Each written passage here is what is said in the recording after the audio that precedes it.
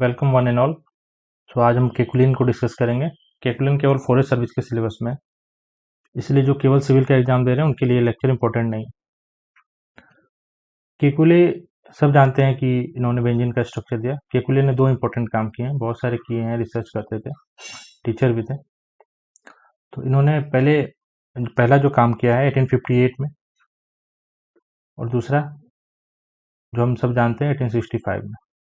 1858 में इन्होंने ये बताया कि carbon can link with itself. Carbon जो है, carbon can link with itself,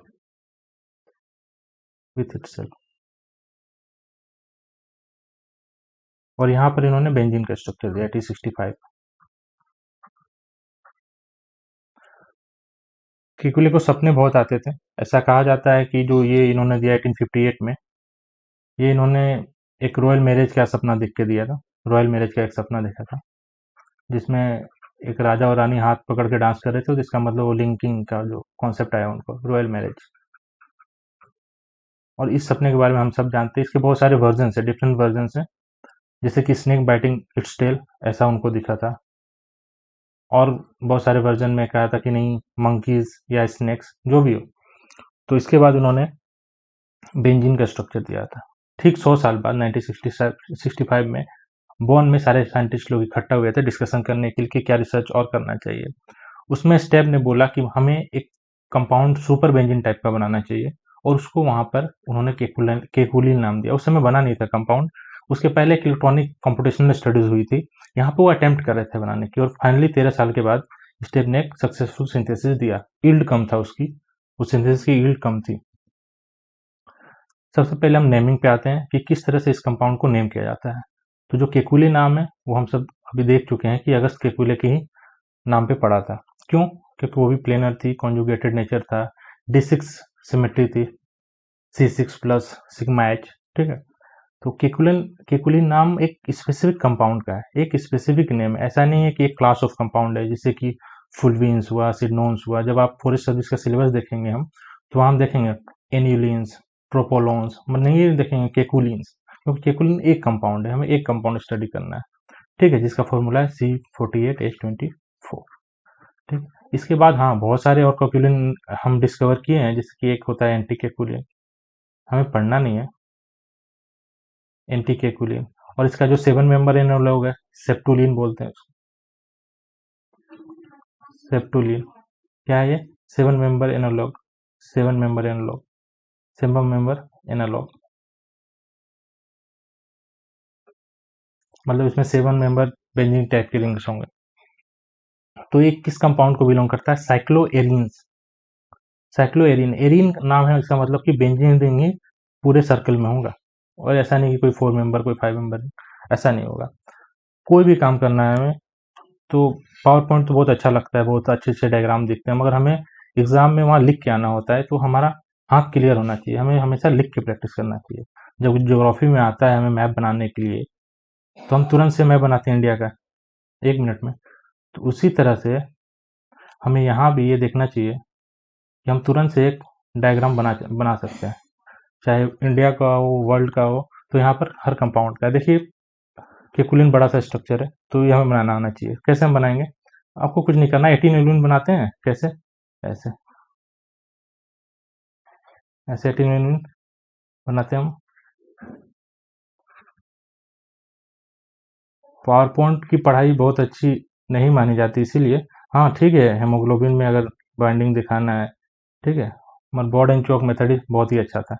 ठीक है, ऐसा 18 एलुमिन तो बनाते हैं, बस ये देखना है। उसके बाद हर जगह जो भी एक साइड बेंजीन का लेना है, उसको बेंजीन ड्रॉ कर लेना है। देखिए यहाँ पे ऐसे।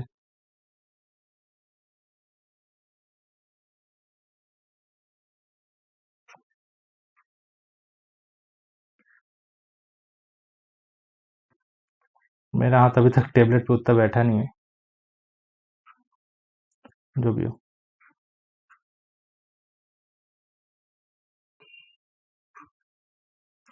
तो इस तरह से हम केकुलिन का स्ट्रक्चर ड्रॉ करने की कोशिश करेंगे, क्योंकि एग्जाम में हमें ड्रॉ करके ही आना है।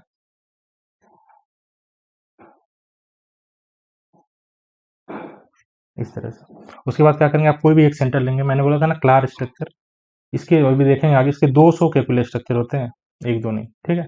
तो मैंने बोला था क्लास स्ट्रक्चर सबसे स्टेबल होता है, तो हमें एग्जाम में क्या सबसे रिप्रेजेंटेटिव स्ट्रक्चर ड्रॉ करके आना होता है। एकदम क्लास स्ट्रक्चर आप ड्रॉ करना जानते हो तो बहुत ही सिंपल है।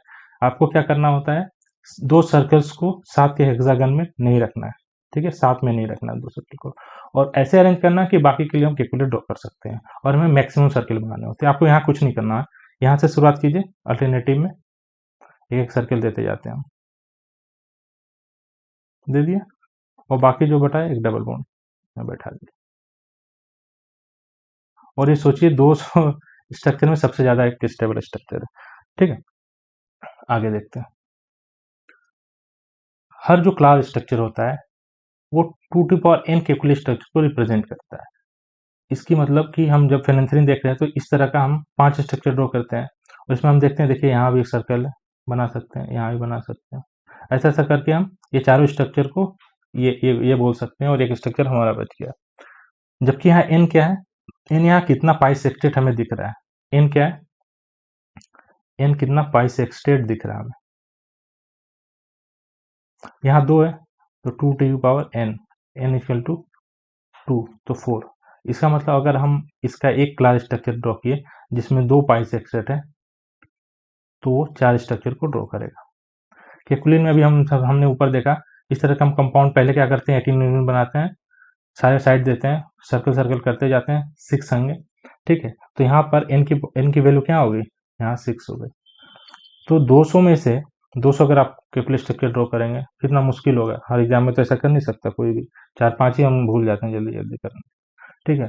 तो रिप्रेजेंटेटिव स्ट्रक्चर ड्रॉ करना यहाँ आसान होता है, और जो ये हमने बनाया ये 2 to 6 यानी 64 कैलकुलस स्ट्रक्चर जो हम ड्रॉ करेंगे 200, उसको ये 64 स्ट्रक्चर को रिप्रेजेंट करेगा, ठीक है।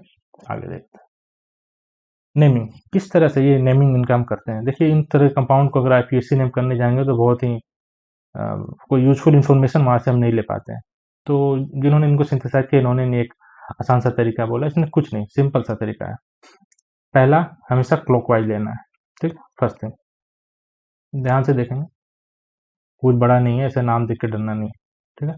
सबसे पहले देखेंगे कितना कार्बन है, ठीक है,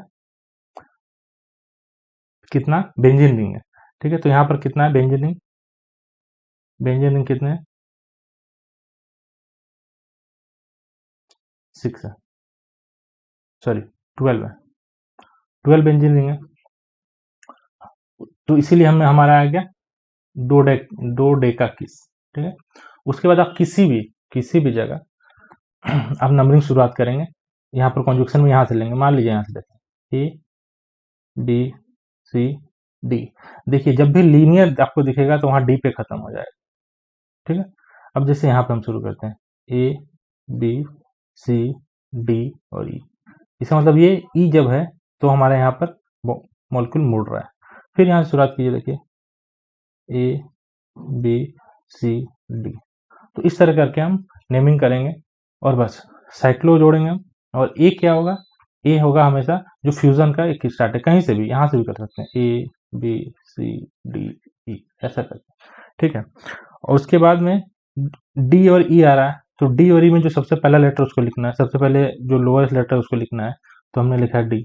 अब आप ही अब देखते जाएंगे, यहाँ से देखिए लिखेंगे A B C D E, तो डी के बाद क्या आया ई, तो इस तरह करके सारे को लिखना है। साइक्लो क्योंकि साइक्लिक है, डोडेकाकिस मतलब 12 बेंजीनिंग से बना हुआ है, और इस तरह से इस कंपाउंड की नेमिंग लिख सकते हैं। इसका पूरा फॉर्मूला जो भी है, जैसे T40 8H24, ठीक है, इस तरह से इस कंपाउंड की नेमिंग होगी। अब जो मेन कॉन्सेप्ट है, थोड़ा सा ये जेरी मार्च में दिया हुआ है और थोड़ा सा साइंस में दिया हुआ है एडवांस वाले में, एरोमेटिसिटी के चैप्टर में। तो इसके दो साइंटिस्ट थे, ठीक है, एक पॉलिंग था और एक साइंटिस्ट थे मैकवीनी। दोनों का जो कॉन्सेप्ट इसको ध्यान से समझ करेंगे कि जो ये पी इलेक्ट्रॉन से हमने क्या बोला, हम एक सुपर बेंजीन बनाते हैं, वो सुपर एरोमेटिक होगा, ये सोच के 65 में हम लोगों ने डिसाइड किया। अब ये देख रहे हैं कि जो पाई इलेक्ट्रॉन से क्या बहुत ही अच्छे से सर्कुलेट करते हैं, पूरा मॉलिक्यूल को स्टेबलाइज कर देते हैं। तो जो पॉलिंग ने बोला वो बोला कि पूरा स्टेबलाइज करेगा, और ये केकुलेंस की तरह, सॉरी एनुलिन्स की तरह बिहेव करेगा। ये किस तरह रहेगा? एनुलिन्स को। इस तरह के मॉडल को हम बोलते हैं AWA, नोन है, बहुत यूज होता है। एनुलिन विद इन एनुलिन, ये क्या है? 30 पाई का एक एनुलिन है और यहाँ 18 पाई का एनुलिन, दोनों एरोमेटिक है, तो हमने सोचा है बहुत एरोमेटिक होगा, यही स्ट्रक्चर रिप्रेजेंट करेगा, है ना। और मैंने बोला ना 200 स्ट्रक्चर है, एक क्लास स्ट्रक्चर ड्रॉ करो, सब रिप्रेजेंट हो जाता है। बहुत ही इंपॉर्टेंट है कॉन्सेप्ट, हम लोग जनरली इसको अवॉइड करते हैं पॉलीएटॉमिक हाइड्रोकार्बन्स की स्टडीज में। दूसरा क्या आता है? तो ये क्या हो गया कि पूरा ग्लोबल एनुलॉइड है। और दूसरा जो मैकबिनी जो डिस्क्राइब किया क्लार्क ने भी, कि नहीं लोकली बेंजोइड है और बीच बीच में ओलेफिनिक है, इस तरह का कॉन्ट्रीब्यूशन है। कौन सा स्ट्रक्चर प्रिडोमिनेंट होगा? ये तो सेम ही है, इसको ऐसे करके ड्रॉ किया हुआ है। तो इसका आंसर कौन देगा? हम जानते हैं कि अगर ये एनुलिन की तरह बिहेव करे, एनुलिन की तरह बिहेव करे, तो जो केविटी वाला प्रोटॉन है वो अपफील्ड चला जाता है, माइनस में भी चला जाता है टीएमएस के पीछे, ठीक है। तो इसका आंसर कौन देगा? केमिकल शिफ्ट देगा, ठीक है। आइए देखते हैं, यहाँ लिखा है कि यहाँ पर देखिए, यहाँ पर जो पीक आती है 2:1:1 में पीक आती है, ठीक है। ये इस कंपाउंड की सोलिबिलिटी बहुत लो है, low solubility, low solubility in nearly all solvent, in all solvent. जब कंपाउंड सोल्यूबल नहीं होता है, एनएमआर लेना मुश्किल हो जाता है। हमको पता है ना, ड्यूटेटेड सॉल्वेंट में हम यूज करते हैं, उसको सोल्यूबल बनाते हैं, फिर इंस्ट्रूमेंट में डालते हैं। मगर आपका कंपाउंड जब सोल्यूबल ही नहीं हो तो कभी कभी हीट करके करने की कोशिश करते हैं। तो इसको भी, इस कंपाउंड के एनएमआर को 200 डिग्री सेल्सियस पे ले गया है, और कहीं कहीं तो लिखा गया था कि 50,000 स्कैन करना पड़ा था हमें। सोच लीजिए, इतना स्कैन के बाद इसका एनएमआर पीक आता है। और सॉल्वेंट भी ड्यूटेटेड 12135 क्लोरोबेंजीन शायद वो उन्होंने लिया था। तो इसको देखने की कोशिश करेंगे कि इस रेशियो में आता है। तो ये 2:1 क्या है? हमारे पास कितने प्रोटॉन है? 24। तो इसका मतलब 12, 6 और 6 के रेशियो में आ रहा है। 12 क्या है? 12 है ऑर्थोप्रोटॉन, ऑर्थोप्रोटॉन। और इसकी पीक कहाँ आ रही है? 7.94 पे, ठीक है, ये वाली ब्लू कलर की। 6 क्या है? ये एक्सटर्नल प्रोटॉन है, एक्सटर्नल पारा, पारा प्रोटॉन। और इसकी पीक हमें क्या दिखती है? 8.37 पे। डेल्टा पीपीएम है, सब में डेल्टा लगा दीजिएगा, ऐसा होगा, ठीक है। और फिर और 6 पीक कहाँ आती है? इसको थोड़ा ऊपर लिखना चाहिए था मुझे। ये 6 इनर प्रोटॉन है, 6 इनर प्रोटॉन है। और उसकी पीक कहाँ आ रही है हमारी? देख रहे हैं 10.45 पे। अभी 18 एनुलिन है। अगर हम जेरी मार्च की बुक देखते हैं तो इन्होंने लिखा है ये जो 12 प्रोटॉन है, ये वाले प्रोटॉन, इसकी जो पीक आती है 9 ppm के आसपास आती है। और ये जो है 6 इनर प्रोटॉन 12 हाइड्रोजन की आएगी, और ये 6 प्रोटॉन ये डीसिल्डेड होता है, -3 ppm के आसपास आती है। थोड़ा सा वैल्यू ऊपर नीचे हो सकता है, सॉल्वेंट पे डिपेंड करता है, टेम्परेचर पे डिपेंड करता है, थोड़ा सा ऊपर नीचे हो सकता है, ठीक है। तो अगर इस कंपाउंड का जो केविटी वाले प्रोटॉन है, ये देख रहे हैं हम किधर आ रहा, देखिए नंबर याद कीजिए आप थोड़ा, ये ना, यहाँ अगर टीएमएस है, टीएमएस है, तो इसको डाउनफील्ड, इसको अपफील्ड बोलते हैं, ठीक है। तो इसमें जो एनुलिन्स में था वो इधर जा रहा था, और इसकी पीक इधर जा रही है। इसका मतलब ये एनुलिन की तरह तो बिहेव नहीं कर रहा है। तो annulene with in an annulene model को, ये डिबेट को ये सॉल्व कर देता है हमारा, ठीक है। आगे देखते हैं, पॉलिंग ने क्या बोला था कि मॉलिक्यूल जो है एनुलिन्स की तरह बिहेव करेगा, और इसका स्ट्रॉन्गली सील्डेड, मतलब अपफील्ड में आना चाहिए, जैसे एटिनिलिन में आ रहा -3 के पास। पर हमने देखा, एग्जाम में इतना वैल्यू याद नहीं करना, बस इतना लिख देना है कि डेल्टा जो वैल्यू था, डेल्टा वैल्यू जो था 7 ppm से इधर था, इसका मतलब अपफील्ड में नहीं है। इसका मतलब ये एनुलिन की तरह बिहेव नहीं कर रहा है। तो हम ये कह सकते हैं कि क्लार स्ट्रक्चर ही सही रिप्रेजेंट करता है, केकुले स्ट्रक्चर नहीं, ठीक है। फिर भी हम क्लार का नाम, मुझे तो नहीं पता है, मैंने बीएससी में कितनी बार सुना था, ठीक है। तो यहाँ पे देखिए एक एंजियोकेम का ये पेपर है, उसमें इन्होंने दिखाया कि क्लार ही सही स्ट्रक्चर रिप्रेजेंट करना है। ये स्ट्रक्चर सेप्टुलिन का है, सेप्टुलिन का है, और कोई नहीं, वो सेम ही होगा, ठीक है। केकुले स्ट्रक्चर नहीं रिप्रेजेंट करता है सही, क्यों? क्योंकि अगर इस तरह से रहता तो वाले कॉन्सेप्ट आते हैं कि जो इनर वाले प्रोटोन है अपफील्ड रहते हैं। ठीक है। तो यहाँ पर एक और लाइन लिखी है कि जो भी annulene with in annulene model है वो सर्कुलिन्स के लिए फेवरेबल नहीं होते। ठीक है। 1865 में 1965 में सॉरी, जब वो लोग मिले थे तो ये सोच के उन्होंने काम करना चालू किया, एक सुपर एरोमेटिक बनाएंगे, बहुत स्टेबल होगा, ब्ला ब्ला। ठीक है। क्या हुआ, इनिशियल स्पेकुलेशन क्या था कि ये सुपर एरोमेटिक होगा। ठीक है। मगर सुपर एरोमेटिक का आइडिया कहाँ से आया कि भाई मैक्रोसाइक्लिक होगा, पॉलीमेट्रिक एरोमेटिक हाइड्रोकार्बन होगा तो स्टेबलाइजेशन बहुत होगी मॉलिक्यूल में। मगर हम जब कॉम्पिटिशनल स्टडीज किया हमने इसका, क्योंकि बहुत दिन तक तो ये सिंथेसाइज ही नहीं हो पाया, अभी भी बहुत कम मेथड है इसके सिंथेसिस का। मैं सोच रहा था इसमें एक सिंथेसिस का पेज डालूं, मगर मुझे नहीं लगा कि वो आएगा एग्जाम में, इसलिए मैंने उसको हटा दिया। और से वो रिसर्च पेपर में दिया हुआ है, आप चाहोगे तो मैं शेयर कर दूंगा। तो यहाँ लिखा है कि जब कॉम्पिटिशन किया तो साइक्लोएरियंस जो है बहुत कम स्टेबल, ज़्यादा मतलब होता है ना एक सुपर स्टेबल, ऐसा कुछ नहीं होता है, कोई इस तरह का इन्हेंसमेंट नहीं पाया जाता। ये बात जेरी मार्च में लिखी हुई है। ठीक है। सुपर कॉन्जुगेशन जो होता है साइक्लिक एरे की वजह से कोई appreciable super aromatic energy effect नहीं देता है।